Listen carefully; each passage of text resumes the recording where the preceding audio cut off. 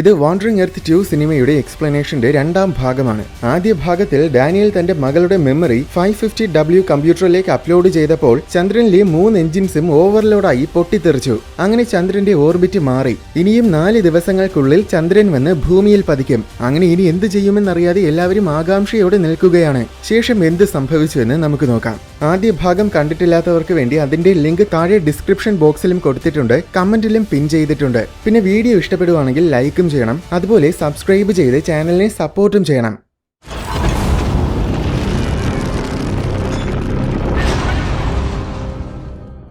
Memory upload ചെയ്ത ഡാനിയലിനെ സെക്യൂരിറ്റികൾ പിടികൂടി. ചന്ദ്രന്റെ ഓർബിറ്റ് മാറിയപ്പോൾ അതിന്റെ ഗ്രാവിറ്റി കാരണം ഭൂമിയിൽ വലിയ സുനാമികൾ ഉണ്ടായി. ഷങ്ഹായിൽ നിന്നും തിരികെ ഹോസ്പിറ്റലിൽ വന്ന ജോണിന് എത്രയും വേഗം ഡ്യൂട്ടിക്ക് തിരികെ വരണമെന്നും പറഞ്ഞൊരു അറിയിപ്പ് കിട്ടി. അങ്ങനെ അവൻ ഡ്യൂട്ടിക്ക് പുറപ്പെട്ടു.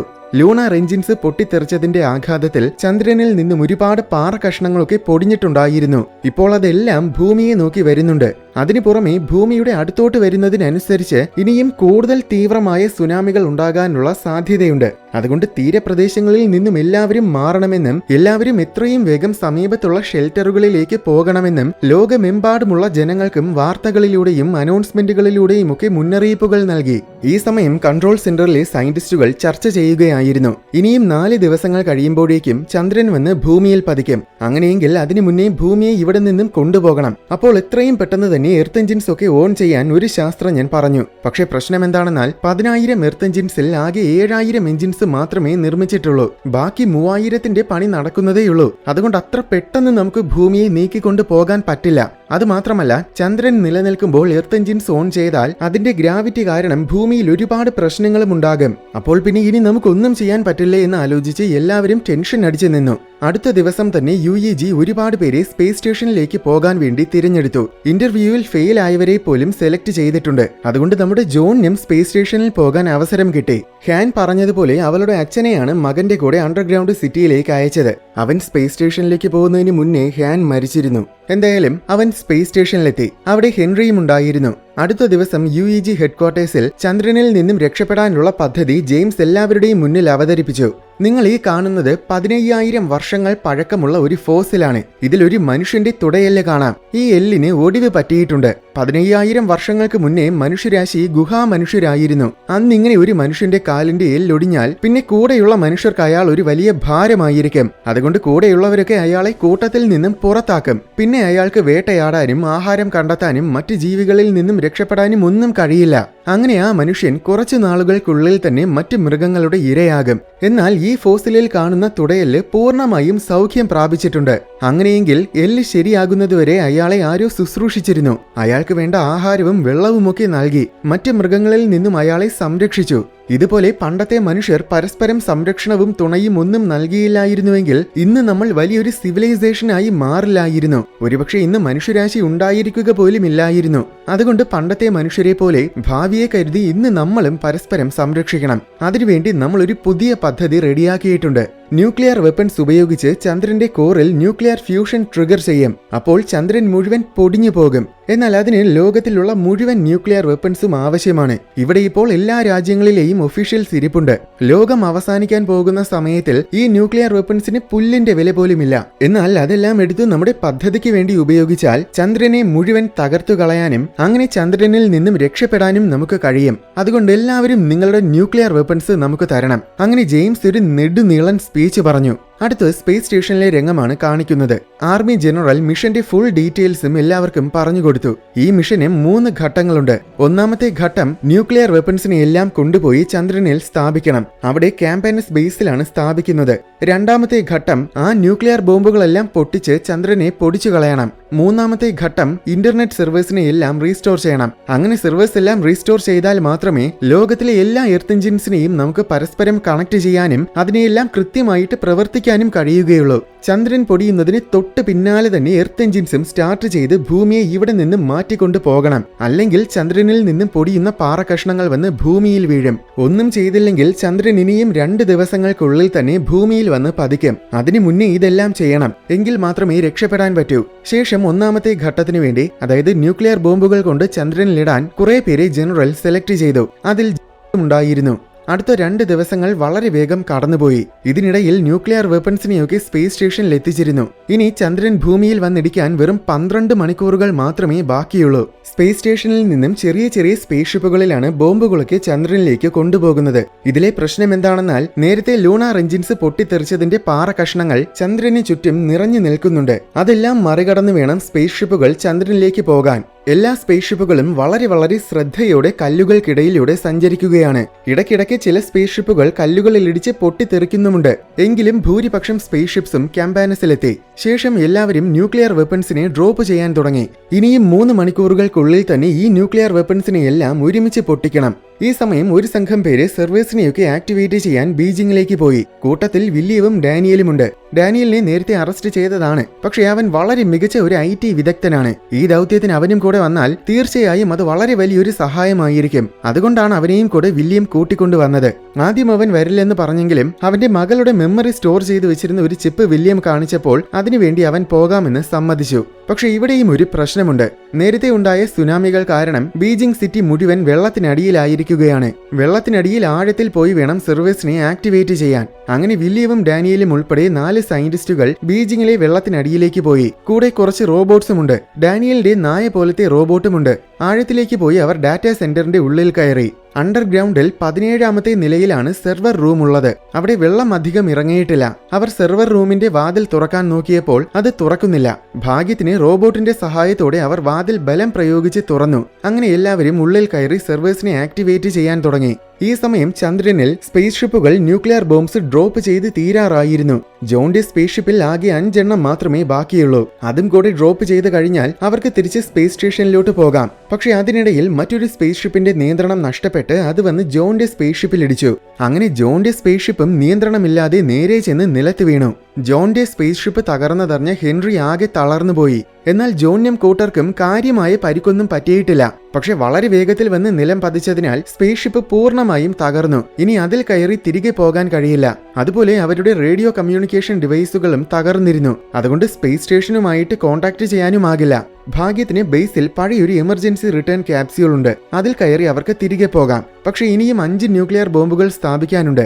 ഓൾറെഡി കുറെ ബോംബുകൾ സ്ഥാപിക്കാൻ പറ്റാതെ സ്പേസ് ഷിപ്പുകൾ തകർന്നുപോയി. അതിനു പുറമെ 5 എണ്ണം കൂടെ സ്ഥാപിച്ചില്ലെങ്കിൽ ഒരുപക്ഷെ വിസ്ഫോടനത്തിന്റെ ശക്തി കുറയും. അങ്ങനെ കുറഞ്ഞാൽ ചന്ദ്രന്റെ കോറിൽ ഫ്യൂഷൻ ട്രിഗർ ആകില്ല. ഫ്യൂഷൻ ട്രിഗർ ആയില്ലെങ്കിൽ ചന്ദ്രൻ പൊടിഞ്ഞു പോവുകയുമില്ല. അതുകൊണ്ട് ക്യാപ്സ്യൂൾ ലോഞ്ച് ആകുന്നതിന് തൊട്ടു മുന്നേ ജോൺ പുറത്തിറങ്ങി. എന്നിട്ട് പുറത്തു നിന്നും ക്യാപ്സ്യൂളിന്റെ വാതിൽ അടച്ച് ലോക്ക് ചെയ്തു. ഇനി അവന് ചന്ദ്രനിൽ നിന്നും രക്ഷപ്പെടാൻ പറ്റില്ല. ബോംബുകൾ പൊട്ടിത്തെറിക്കുമ്പോൾ അതിനോടൊപ്പം അവനും ഭസ്മമായി പോകും. ക്യാപ്സ്യൂൾ ലോഞ്ച് ആയ ശേഷം അവനൊരു വണ്ടിയും എടുത്ത് ബോംബുകൾ സ്ഥാപിക്കാൻ പോയി. ഈ സമയം സെർവേഴ്സിൽ 95% വില്യവും ഡാനിയലും കൂടെ ആക്ടിവേറ്റ് ചെയ്തു. എന്നിട്ട് 550W കമ്പ്യൂട്ടറിനെ സിസ്റ്റവുമായിട്ട് കണക്റ്റും ചെയ്തു. ഇനി ബാക്കി 5% കൂടെ ആക്ടിവേറ്റ് ചെയ്താൽ പിന്നെ 550Wന് എർത്ത് എഞ്ചിൻസിനെ എല്ലാം കൺട്രോൾ ചെയ്യാൻ കഴിയും. എന്നാൽ അപ്പോഴാണ് നേരത്തെ ലൂണാർ എഞ്ചിൻസ് പൊട്ടിത്തെറിച്ച് ചന്ദ്രനിൽ നിന്നും പൊടിഞ്ഞ പാറക്കഷ്ണങ്ങൾ എല്ലാം ഭൂമിയിലേക്ക് വന്ന് വീഴാൻ തുടങ്ങിയത്. അതിലൊന്ന് ഡാറ്റാ സെന്ററിൽ വന്ന് പതിച്ചു. അതിന്റെ ആഘാതത്തിൽ വില്യമിന്റെ കാലിൽ കൂടെ കുറെ പൈപ്പുകൾ വന്ന് വീണു. അങ്ങനെ അയാൾ അവിടെ ട്രാപ്പ് ആയി പോയി. അതിനിടയിൽ സെർവർ റൂമിലേക്ക് വെള്ളം കയറാനും തുടങ്ങി. വില്യം നിന്ന റൂമിന്റെ വാതിൽ കുറച്ചു മാത്രമേ തുറക്കാൻ പറ്റുന്നുള്ളൂ. ബാക്കി ജാം ആയിരിക്കുകയാണ്. അതുകൊണ്ട് പുറത്തു നിന്ന ഡാനിയലിനും ഉള്ളിൽ വന്ന് വില്യമിനെ രക്ഷിക്കാൻ കഴിയുന്നില്ല. അങ്ങനെ അയാൾ വെള്ളത്തിൽ മുങ്ങി മരണമടഞ്ഞു. ഈ സമയം പാറക്കഷ്ണങ്ങൾ വന്ന് വീഴുന്നത് കണ്ട് ജനങ്ങളെല്ലാം അണ്ടർഗ്രൗണ്ട് സിറ്റികളിലേക്ക് ഇടിച്ചു കയറാൻ തുടങ്ങി. ഇനി ചന്ദ്രൻ ഭൂമിയിൽ വന്നിടിക്കാൻ വെറും 1.5 മണിക്കൂർ മാത്രമേയുള്ളൂ. അതിനുള്ളിൽ ന്യൂക്ലിയർ ബോംബ്സ് പൊട്ടിക്കണം. പക്ഷെ അവിടെ മറ്റൊരു പ്രശ്നമുണ്ട്. ഈ ബോംബുകളെല്ലാം ഒരുമിച്ച് പൊട്ടിച്ചാൽ മാത്രമേ ചന്ദ്രന്റെ കോറിൽ ഫ്യൂഷൻ ട്രിഗർ ആകാനുള്ള ശക്തി ഉണ്ടാകൂ. അങ്ങനെ ഒരുമിച്ച് പൊട്ടിക്കാൻ അവ എല്ലാത്തിനെയും ഒരുമിച്ച് കൺട്രോൾ ചെയ്യണം. എന്നാൽ ഈ ബോംബുകളെല്ലാം വ്യത്യസ്തമായ രാജ്യങ്ങൾ നിർമ്മിച്ചതാണ്. അതും വെവ്വേറെ കാലഘട്ടങ്ങളിൽ നിർമ്മിച്ചത്. അപ്പോൾ ഓരോ ബോംബും മറ്റൊന്നിൽ നിന്നും വ്യത്യസ്തമായിരിക്കും. അതുകൊണ്ട് തന്നെ അതിനെയെല്ലാം ഒരുമിച്ച് കൺട്രോൾ ചെയ്യുന്ന രീതിയിൽ സജ്ജമാക്കാൻ ഇനിയും 1 മാസം സമയം വേണം. ഈ പ്രശ്നത്തിനെ കുറിച്ച് കൺട്രോൾ സെന്ററിലെ ക്യാപ്റ്റൻ ജെയിംസിനോട് പറഞ്ഞു. എന്നിട്ടൊരു പരിഹാരവും മുന്നോട്ട് വെച്ചു.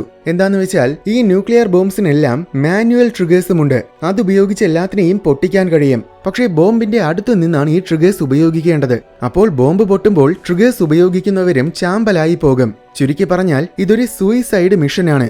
300 ട്രിഗേഴ്സ് ഉണ്ട്. അതായത് സ്പേസ് സ്റ്റേഷനിലുള്ള 300 പേർ ഇതിനു വേണ്ടി ചന്ദ്രനിൽ പോകണം. ഈ വിവരം അവർ സ്പേസ് സ്റ്റേഷനെ അറിയിച്ചു. നിങ്ങളിൽ ആർക്കൊക്കെ പോകാൻ മനസ്സുണ്ട് എന്തുകൊണ്ടെന്ന് ജനറൽ ചോദിച്ചു. സൂയിസൈഡ് മിഷനൊക്കെ ആരും പോകാൻ തയ്യാറാകില്ല എന്ന് കരുതിയെങ്കിൽ തെറ്റി. ഭൂമിയിലുള്ള സ്വന്തം കുടുംബത്തിന്റെയും മനുഷ്യരാശിയുടെയും നല്ലൊരു ഭാവിക്ക് വേണ്ടി എല്ലാവരും ഈ ദൗത്യം ചെയ്യാൻ തയ്യാറായിരുന്നു. ചെറുപ്പക്കാര് പോലും അതിനുവേണ്ടി തയ്യാറായി. അത് കണ്ടപ്പോൾ ഹെൻറിയെ പോലെയുള്ള പ്രായമുള്ളവരെല്ലാം ചെറുപ്പക്കാരെ ഒഴിവാക്കിയിട്ട് ഞങ്ങളെ അയച്ചാൽ മതിയെന്നും പറഞ്ഞ് മുന്നോട്ട് വന്നു. ജനറലും അവർക്കൊപ്പം പോകാൻ തീരുമാനിച്ചു. ഇത് ഞാൻ ചുമ്മാ ഇങ്ങനെ പറയുന്നത് പോലെയൊന്നുമല്ല, ശരിക്കും ഹേർട്ട് ടച്ചിങ് ആയിട്ടുള്ള ഒരു സീനാണ്. എന്തായാലും അങ്ങനെ ഒട്ടും തന്നെ സമയം കളയാതെ ആ 300 പേരും സ്പേസ് ഷിപ്പുകളിൽ കയറി ചന്ദ്രനിലേക്ക് യാത്രയായി. ഈ സമയവും പാറക്കഷ്ണങ്ങൾ വന്ന് ഭൂമിയിൽ വീണുകൊണ്ടിരിക്കുകയായിരുന്നു. ഭൂമിയിലുള്ള ഡിഫൻസ് സിസ്റ്റംസ് ഒക്കെ പരമാവധി പാറക്കഷ്ണങ്ങളെയും തറയിൽ വന്ന് വീഴുന്നതിന് മുന്നേ ആകാശത്തിൽ വെച്ച് തന്നെ വെടിവെച്ച് നശിപ്പിക്കാൻ ശ്രമിക്കുന്നുണ്ട്. ചന്ദ്രനിൽ 5ാമത്തെ ബോംബും സ്ഥാപിച്ചിട്ട് ജോൺ മരണത്തിനു വേണ്ടി കാത്തു നിൽക്കുകയാണ്.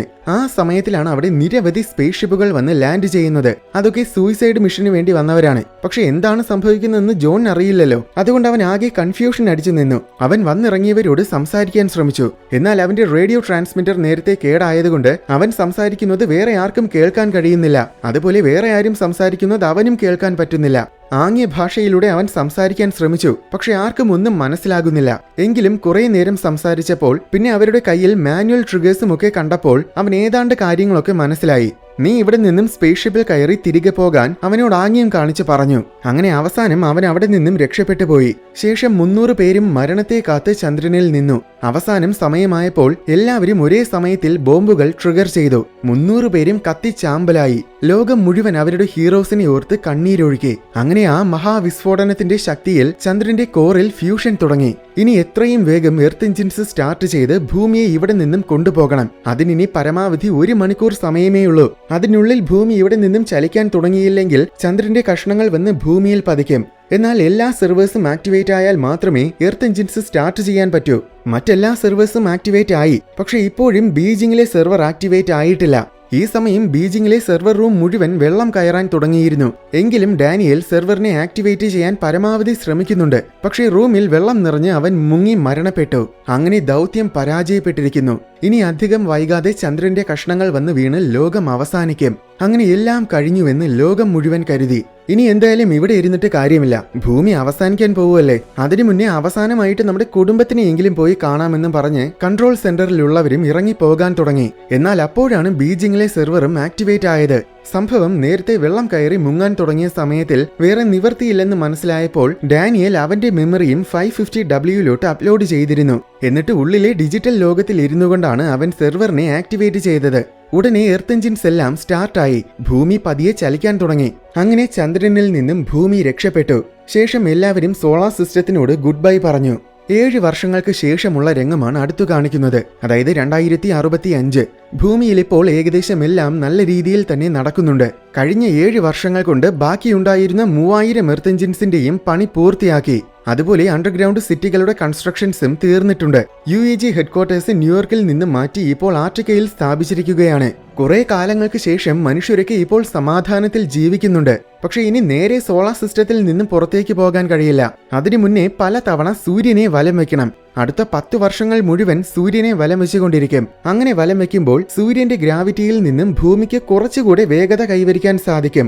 ശേഷം 2075 ഭൂമി ജൂപ്പിറ്ററിന്റെ സമീപത്തുകൂടെ പോകും. അപ്പോൾ വീണ്ടും കൂടുതൽ വേഗത കൈവരിക്കാൻ പറ്റും. അതിനുശേഷമായിരിക്കും നേരെ സോളാർ സിസ്റ്റത്തിൽ നിന്നും ആൽഫ സെന്റൗറിയിലേക്ക് പോകുന്നത്. ഇനിയുള്ള യാത്രയെ അവരെ 5 ഘട്ടങ്ങളായിട്ട് തിരിച്ചിട്ടുണ്ട്. ഒന്നാമത്തെ ഘട്ടത്തിൽ ജനങ്ങൾക്ക് വേണ്ടി ഇനിയും 10,000 അണ്ടർഗ്രൗണ്ട് സിറ്റികൾ നിർമ്മിക്കും. രണ്ടാമത്തെ ഘട്ടത്തിൽ ഭൂമിയുടെ കറക്കത്തിനെ പതിയെ പതിയെ പൂർണ്ണമായും നിർത്തും. മൂന്നാമത്തെ ഘട്ടത്തിൽ ഭൂമി ജൂപ്പിറ്ററിന്റെ സമീപത്തുകൂടെ പറന്നുപോകും. നാലാമത്തെ ഘട്ടത്തിൽ എർത്ത് എഞ്ചിൻസിന്റെ ശക്തി കൊണ്ട് ഭൂമി സോളാർ സിസ്റ്റത്തിന് പുറത്തോട്ട് പോകും. അതിനുശേഷം പിന്നെ 500 വർഷക്കാലം പ്രകാശത്തിന്റെ 0.5% വേഗത്തിലായിരിക്കും ഭൂമി സഞ്ചരിക്കുന്നത്. പിന്നെയുള്ള 1300 വർഷക്കാലം എർത്ത് എഞ്ചിൻസ് എല്ലാം ഓഫ് ചെയ്യും. അത് കഴിയുമ്പോഴേക്കും ഭൂമി ആൽഫ സെന്റൗറിയിൽ എത്താറാകും. അതുകൊണ്ട് പിന്നെയുള്ള 700 വർഷക്കാലം എർത്ത് എഞ്ചിൻസ് ഉപയോഗിച്ച് ഭൂമിയുടെ വേഗത കുറയ്ക്കും. വേഗത കുറച്ചില്ലെങ്കിൽ ഭൂമി ആൽഫ സെന്റൗറിയിൽ നിൽക്കില്ല. അങ്ങനെ 2500 വർഷങ്ങളുടെ യാത്രയ്ക്ക് ശേഷം 4 പ്രകാശ വർഷങ്ങൾ കടന്ന് ഭൂമി ആൽഫ സെന്റൗറിയിലെത്തും. അവസാനം 5ാമത്തെ ഘട്ടത്തിൽ ആൽഫ സെന്റൗറിക്ക് ചുറ്റും ഭൂമിയെ ഒരു കൃത്യമായ ഓർബിറ്റിലാക്കും. അങ്ങനെ അവസാനം മനുഷ്യരാശിക്ക് പുതിയൊരു നക്ഷത്രമാകും. ആൽഫ സെന്റൗറിയിൽ എത്തുമ്പോഴേക്കും ഭൂമിയിൽ 100 തലമുറകളായിട്ടുണ്ടാകും. എന്തായാലും ചന്ദ്രനിൽ നിന്നും രക്ഷപ്പെട്ട് കുറച്ചു മാസങ്ങൾക്ക് ശേഷമുള്ള രംഗമാണ് അടുത്തു കാണിക്കുന്നത്. ഇപ്പോൾ ആർട്ടിഫിഷ്യൽ ഇന്റലിജൻസിനെ സ്പേസ് സ്റ്റേഷനിലാണ് സ്ഥാപിച്ചിരിക്കുന്നത്, അതായത് 550W. ജോൺ ഇപ്പോൾ ഒരു ലെഫ്റ്റനന്റ് ആണ്. സ്പേസ് സ്റ്റേഷനിലെ ഏറ്റവും പ്രധാനപ്പെട്ടവരിൽ ഒരാളാണവൻ. ഒരു ദിവസം 550W, ഈ പേര് എനിക്ക് അത്ര ഇഷ്ടപ്പെട്ടില്ല. ഇതിന് പകരം ഈ പേരിനെ മറിച്ചിട്ടാൽ അത് മോസ് ആകുമെന്നും അതുകൊണ്ട് ഇനി എന്റെ പേര് മോസ് ആണെന്നും മോസ് ജോണിനോട് പറഞ്ഞു. ശേഷം മനുഷ്യരാശി അതിജീവിക്കാൻ സാധ്യതയുണ്ടെന്ന് നിനക്ക് തോന്നുന്നുണ്ടോ എന്ന് ജോൺ മോസിനോട് ചോദിച്ചു. അപ്പോൾ ചരിത്രം നോക്കുകയാണെങ്കിൽ മനുഷ്യരാശിയുടെ അതിജീവനം എപ്പോഴും അവരെടുക്കുന്ന തീരുമാനങ്ങളെ അനുസരിച്ചായിരിക്കുമെന്ന് മോസ് പറഞ്ഞു. പക്ഷേ എടുക്കുന്ന തീരുമാനങ്ങൾക്കുപരി പ്രതീക്ഷയാണ് നമ്മുടെ അതിജീവനത്തിന്റെ അടിസ്ഥാനമെന്ന് ജോൺ പറഞ്ഞു. ഒടുവിൽ ബഹിരാകാശത്തിന്റെ വിദൂരത്തിലേക്ക് പായുന്ന ഭൂമിയെ കാണിക്കുന്നതോടെ സിനിമ അവസാനിക്കുകയാണ്. അതിനുശേഷം പോസ്റ്റ് ക്രെഡിറ്റ് സീനിൽ ഡാനിയൽ അവന്റെ മകൾക്കൊപ്പം മോസിന്റെ ഉള്ളിലെ ഡിജിറ്റൽ ലോകത്തിൽ ജീവിക്കുന്നതായിട്ട് കാണിക്കുന്നുണ്ട്. വാണ്ടറിംഗ് എർത്ത് 2 സിനിമ ഇവിടെ തീർന്നെങ്കിലും ഈ കഥ ശരിക്കും തീരുന്നില്ല. ഇതിന്റെ ഒന്നാമത്തെ സിനിമയിൽ, അതായത് വാണ്ടറിംഗ് എർത്ത് 1-ൽ ഇതിന് ശേഷം സംഭവിക്കുന്ന കാര്യങ്ങളെക്കുറിച്ചാണ് കാണിക്കുന്നത്.